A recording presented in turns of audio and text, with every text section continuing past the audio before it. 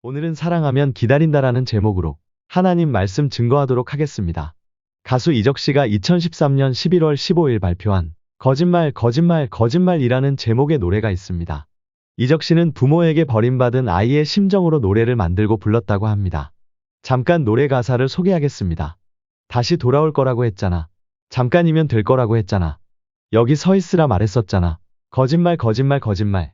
물끄러미 선체에 해가 저물고 웅크리고 앉아 밤이 깊어도 결국 너는 나타나지 않잖아. 거짓말 거짓말. 그대만을 하염없이 기다렸는데 그대 말을 철석같이 믿었었는데 찬바람의 길은 얼어붙고 나도 새하얗게 얼어버렸네. 가슴 한편에 있는 우리 사회의 슬픈 자화상을 마주하는 노래라 그런지 단순히 슬픈 감정만을 소비하기엔 그 현실이 너무 냉혹한 것 같습니다. 2024년 위탁가정에서 자라고 있는 아이들이 얼마나 될까요? 대략 10,000명입니다. 그것도 사회보장 시스템 안에 들어와 있는 수치입니다. 실제는 이보다 더 많은 아이들이 버려지고 방치되어 있습니다. 책임지지 않는 사랑은 사랑이 아니거나 사랑을 위장한 가짜 감정입니다. 오늘날 우리는 이런 사람들을 주위에서 쉽게 볼 수 있습니다. 마치 영원할 것처럼 미친 듯이 상대방에게 몰입하다 금방 식어버린 가슴으로 돌아서는 부부, 연인들을 우리는 주위에서 쉽게 볼 수 있습니다. 사람은 주변 환경에 영향을 많이 받습니다. 사회적 분위기가 이렇다 보니 많은 사람이 소유적인 사랑을 추구합니다. 실제로 사랑과 소유는 병립할 수 없는 단어입니다. 오늘날 현대인은 사랑과 소유를 나란히 놓고 두 가지를 통합하려는 시도를 합니다. 하지만 사랑과 소유는 통합되지 않는 특성을 가지고 있습니다. 왜냐하면 사랑이라는 특성 안에 상대방의 생각과 감정을 존중하는 배려가 존재하기 때문입니다. 그래서 소유할 수 없는 것입니다. 그래서인지 현대인들은 성서에서 가르치는 사랑에 대해 잘 이해하지 못합니다. 왜냐하면 삶의 자리에서 보지 못한 사랑이기 때문입니다. 오늘 본문의 주제가 사랑입니다. 그것도 가장 최상의 사랑인 하나님의 사랑을 보여주는 본문입니다. 본문의 오리지널 제목은 잃은 아들의 비유입니다. 헬라어로 기록된 성경을 라틴어로 번역한 성경이 불가타역입니다. 그리고 이때 붙여진 제목이 바로 탕자의 비유입니다. 오늘 본문의 내용을 잘 이해하기 위해서 우리가 알아야 할 내용이 있습니다. 바로 예수님이 이 비유를 왜 말씀하셨는가? 이것이 본문을 이해하기 위한 중요한 질문입니다. 그 배경이 누가복음 15장 1절과 2절에 나옵니다. 모든 세리와 죄인들이 말씀을 들으러 가까이 나아오니 바리새인과 서기관들이 수군거려 이르되 이 사람이 죄인을 영접하고 음식을 같이 먹는다 하더라. 여기서 이 사람은 예수님입니다. 바리새인과 서기관은 예수님이 죄인들과 어울린다며 비난했습니다. 그들은 하나님의 거룩한 말씀을 전하는 예수님은 죄인들과 함께 있으면 안 된다고 생각했습니다. 이러한 의도와 생각을 알고 있던 예수님이 오늘 본문의 비유를 들려줍니다. 성경 속에 나오는 모든 비유는 우리가 생각하지 못한 부분을 생각하도록 돕는 도구입니다. 현대의 언어로 말하면 메타인지를 할 수 있도록 돕는 것입니다. 가장 먼저 나오는 것이 잃은 양에 대한 비유입니다. 100마리의 양을 목축하는 사람이 한 마리 양을 잃어버리게 됩니다. 그리고 이 양을 찾기 위해 99마리를 들에 두고 한 마리를 찾기 위해 여기저기 찾아다닙니다.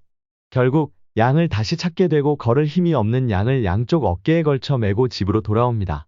돌아온 후 주변 이웃들과 함께 잃은 양을 찾은 것을 기뻐하며 즐거워합니다.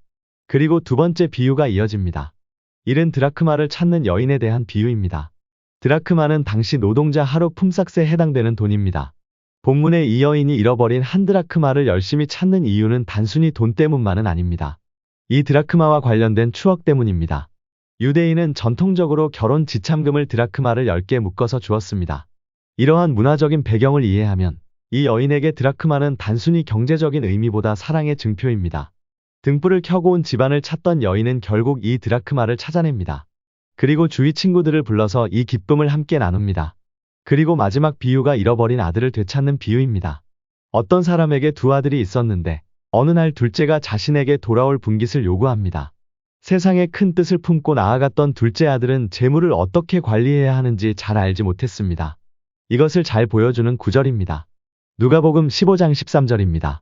그 후 며칠이 안 되어 둘째 아들이 재물을 다 모아가지고 먼 나라에 가 거기서 허랑방탕하여 그 재산을 다 낭비하더니 여기까지만 보아도 우리는 둘째 아들의 인생이 어떻게 될 것인지 짐작할 수 있습니다. 둘째 아들은 곧 망하게 되었고 돼지를 치는 일을 합니다. 그리고 배가 너무 고픈 나머지 돼지가 먹는 쥐염 열매를 먹으려고 해도 주는 사람이 없다고 말합니다. 아이러니하게도 사람은 인생의 밑바닥을 경험할 때 변합니다. 이 둘째 아들도 마찬가지입니다. 자신의 서 있는 위치가 삶의 바닥이 되자 그는 자기중심성이라는 교만과 죄에서 벗어나기 시작합니다. 예수님께서 자주 언급하신 들을 귀가 있다는 것은 자기중심성에 벗어나 말씀을 통하여 사건을 객관적으로 바라볼 수 있는 능력을 말합니다. 이 둘째 아들은 다 망하고 알게 됩니다. 내가 그동안 얼마나 많은 사랑을 받고 살았는지, 그리고 그것은 거저 주어진 것이 아니라 누군가의 희생을 통해 주어졌다는 것을 알게 되었습니다. 드디어 아버지의 사랑이 무엇인지 깨닫게 됩니다. 그 사랑이 너무 당연해서 사랑인지 몰랐던 둘째 아들은 삶의 고난과 경험을 통해서 자신의 삶을 객관적으로 바라보는 메타인지가 생긴 것입니다. 이러한 경험을 통해 둘째 아들은 깨어졌던 아버지와 관계를 회복하고자 집으로 돌아갑니다. 그리고 아버지께 자신이 저지른 행동의 용서를 구합니다. 누가복음 15장 21절입니다. 아버지, 내가 하늘과 아버지께 죄를 지었사오니 지금부터는 아버지의 아들이라 일컬음을 감당하지 못하겠나이다. 둘째 아들이 달라졌습니다. 둘 아들은 자신의 죄로 인해서 아버지와 관계가 깨어졌을 것이라고 생각했습니다. 하지만 아버지는 그대로였습니다. 아버지는 내가 떠난 그곳에서 기다리고 있었습니다. 사랑하면 기다립니다. 여기서 아버지는 바로 하나님의 모습을 비유적으로 보여주고 있습니다.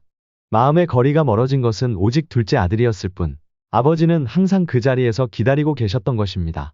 하나님은 항상 그곳에서 우리를 기다립니다.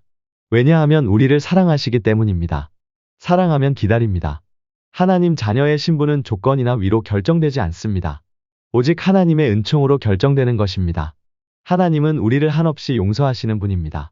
우리는 그것을 예수님의 십자가의 죽음을 통해 확인할 수 있습니다. 예수님의 죽음은 우리의 모든 죄를 용서하시겠다는 하나님의 결단이자 의지입니다. 하나님은 잃어버린 한 마리 양을 찾는 목자처럼 우리를 찾고 계십니다. 그리고 기다립니다. 우리가 욕망의 파고에 휘청거리며 방황하다가 언젠가 다시 깨닫고 돌아오기를 기다립니다. 본문은 무한한 사랑으로 용서하시는 하나님을 보여줍니다.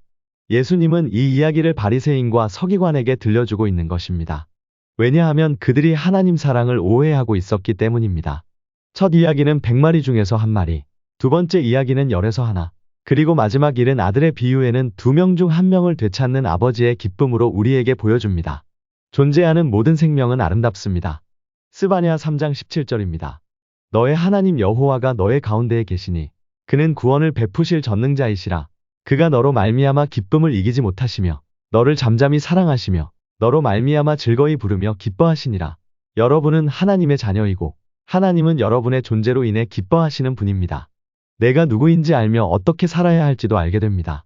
하나님의 사랑은 늘 우리를 기다리는 사랑입니다. 사랑하면 기다립니다. 한 주도 우리를 기다리는 하나님의 사랑을 깨닫는 여러분 모두가 되길 바랍니다.